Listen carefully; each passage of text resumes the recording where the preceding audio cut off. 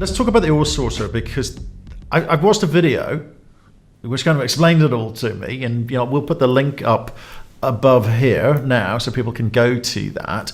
Can you tell us the impact? You've been running it for the best part of a month, and it seems to be delivering quite well. Of course, I'm looking at some numbers here. So you fed in 1,266 tons, and you've identified 1,076 tons of waste. So that's significant. I mean, those numbers aren't really terribly indicative, but I put them in there because we switched it on just over a month ago, and we've been putting through some pretty minuscule tonnages, and we're just playing around with it really to try to sort of find the sweet spot.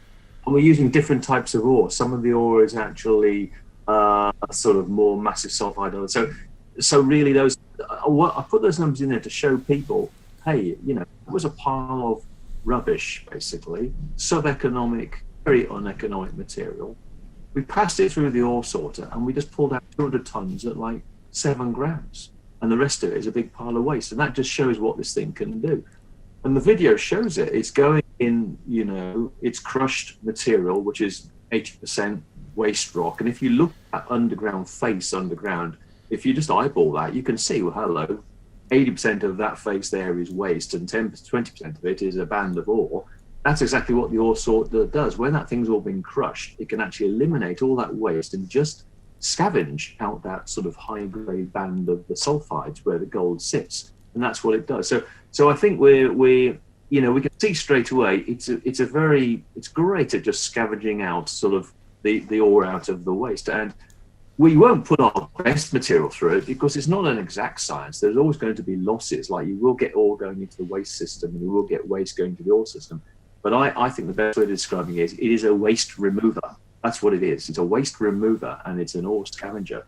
So we are only really using it at the moment, and will be only using it until we've got this absolutely nailed. We'll only be using it on our lower grade waste ore development, which is when we're just driving along the vein, and it's the most diluted materials. That's the material all the waste rock in, and it's great for just recovering the ore out of that material and not having to pass all that stuff through the process plant, which up until now has been completely constipating our process plant with this material. So if we get rid of that, first of all, we save ourselves just by getting rid of that material and going from 500 tons a day at 7 grams to 400 tons per day at, say, 9 grams. You're going to save yourself about $1 million a year in costs, which means the payback of this machine is about 18 months. But more importantly, what it'll do will liberate 100 tons a day of free space, which we can then use again to add more high-grade ore, make our little process plant produce, instead of 40,000 ounces, which you can do today, the same plant with the same size and throughput can do 50,000 ounces. That's the beauty. That's really remarkable. But it doesn't actually identify gold per se, does it? I mean, explain to people what it's actually doing. They can watch it in the video, but I thought it was interesting too. Very, very important distinction. When you look at that video and you see that yellow shiny stuff, people, I would be very excited if that was a band of gold. It's not. That is a band of sulfides, mostly chalcopyrite, which is a copper sulfide, and pyrite, which is an iron sulfide. And all of our gold is very fine grained, contained within those sulfides. So our ore sorter has 2 methods of actually differentiating between ore and waste. What you're always after with any type of ore sorting, whether it be diamonds or, as we're doing, gold or whatever, you need contrast between your ore and your waste, sharp contrast. So it won't work terribly well on a disseminated ore body. On an ore body like ours, which is very sharp, it will. So what it's actually doing, you crush it down to about 1/4 of an inch, half an inch, you can see there, 1 inch to half an inch. Then you pass it through either color sorter or an X-ray sorter. So let's take the color sorter first. In our case, as you see on the video, pink based and the rest is ore. So you can just simply say, right then, I want to collect anything that's not pink. And it will just literally identify any stone that's not pink and throw it off onto a different belt, as you saw in the video. And the pink, the granite, will just fall off the edge as waste. Alternatively, you can sort on atomic density, which is where you use the X-ray sorter. So it's a piece of equipment not dissimilar to what we have at airports. You pass through it, and it's actually penetrating every stone on 1 millimeter center. So it's hugely refined, hugely detailed.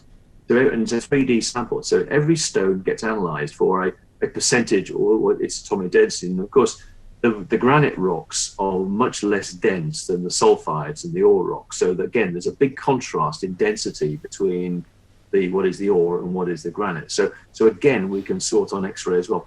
And if we really want, we can't do it at the same time, but we can. We haven't tried that yet. But what we can do, we can sort once on, say, on density, save the pile, and then you can pass the pile again and sort on color. So the permutations are endless, and we're just at the beginning of this journey, really. But we've just simply by sorting on X-ray, it seems to be brilliantly separating the waste and pulling some more out of the waste. And the closing shot of the video, you see that little pile and the big pile. We pulled that little pile out of that big pile, and before it was just lost in that big pile. Yeah, no, it's amazing. We were talking to a lot of companies about bringing ore sorters in to improve their productivity and throughput. As you say, the savings are or can be immense.